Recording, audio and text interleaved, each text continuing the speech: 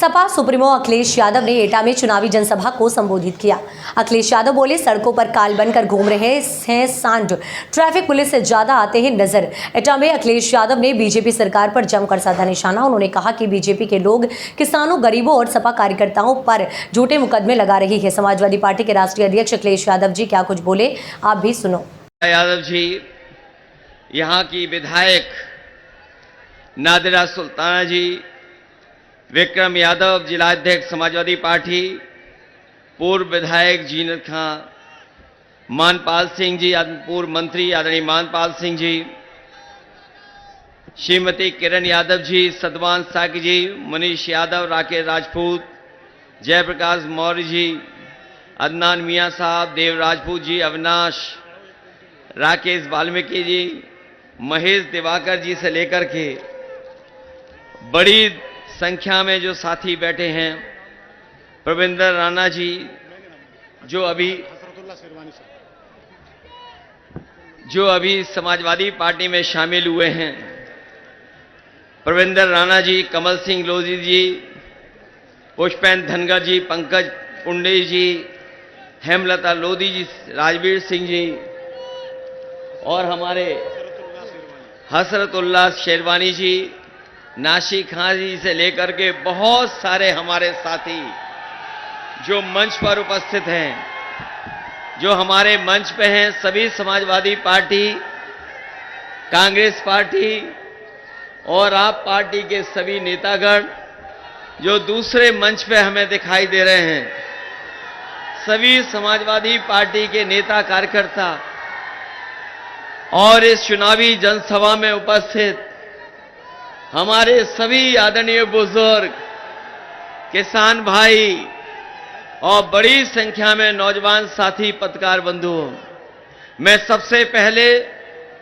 इस चुनावी जनसभा में आए हुए आप सब लोगों का बहुत बहुत धन्यवाद और आभार प्रकट करना चाहता हूं। मैं देख रहा हूं जहां 40 डिग्री से ज्यादा आज टेम्परेचर है और उस मंच से लेकर के जनसभा जहां लोग आपस में खड़े हुए हैं, जहां हम लोग खुले में खड़े हैं, हो सकता है वहां तापमान कम हो, लेकिन जहां आप लोग खड़े हैं एक दूसरे के साथ बिल्कुल बराबर खड़े हुए हैं, मैं समझता हूं हम लोगों से ज्यादा तापमान वहां हमें दिखाई दे रहा है।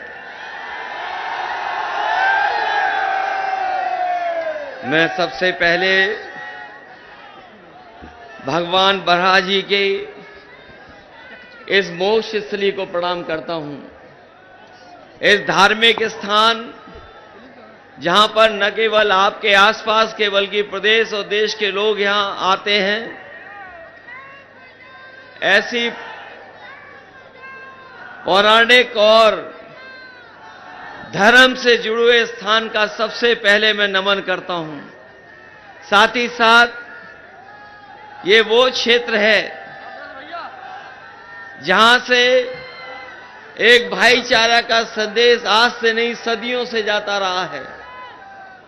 अगर एक तरफ जहां भगवान तुलसीदास जी और दूसरी तरफ जहां पर हमारे बहुत ही बड़े और जिनको न केवल भारत में बल्कि दुनिया में जिन्हें उनके अपने काम की वजह से और साहित्य को लेकर के पहुंचाने की वजह से हम और आप लोग जानते हैं, जहां एक तरफ तुलसीदास जी हैं वहीं दूसरी तरफ खुसरो को भी हम लोग आप लोग सब जानते हैं। ये वो स्थान है जिसने मिली जुली संस्कृति को और भारत की संस्कृति को ऊंचाई तक पहुंचाने का काम किया है।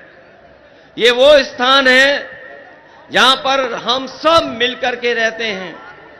वहीं हम आपसे निवेदन करने आए हैं, जहां हमारे बगल में, इन्हें रुका रहने दो, यहीं पर रुका रहने दो, बस जो जहां है वहीं खड़ा रहे। हमारे बगल में मां गंगा का भी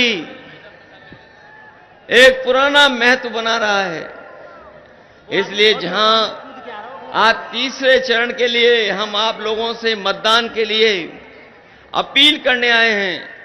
वहीं आप लोगों ने जाना होगा और जानकारी मिल गई होगी कि पहले चरण से ही इंडिया गठबंधन बढ़त बना चुका है और जो पश्चिम से हवा चली है, जो अब इस क्षेत्र से गुजर करके जाएगा चुनाव, हमें पूरा भरोसा यहां के किसान नौजवान मिलकर के भारतीय जनता पार्टी का पूरा सफाया करने का काम करेंगे।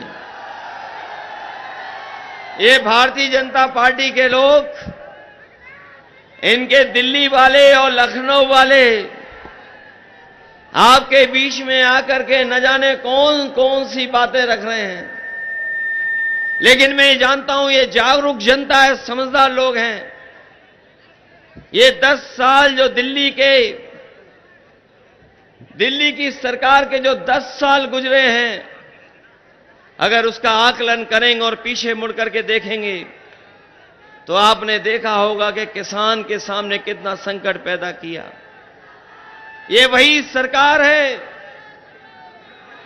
दिल्ली में पूरे देश का किसान गया और किसान ने कहा कि हमें एमएसपी का अधिकार मिलना चाहिए, क्योंकि भारतीय जनता पार्टी के लोगों ने वादा किया था कि जब वो सत्ता में आ जाएंगे तो हर किसान की आय दोगुनी कर देंगे।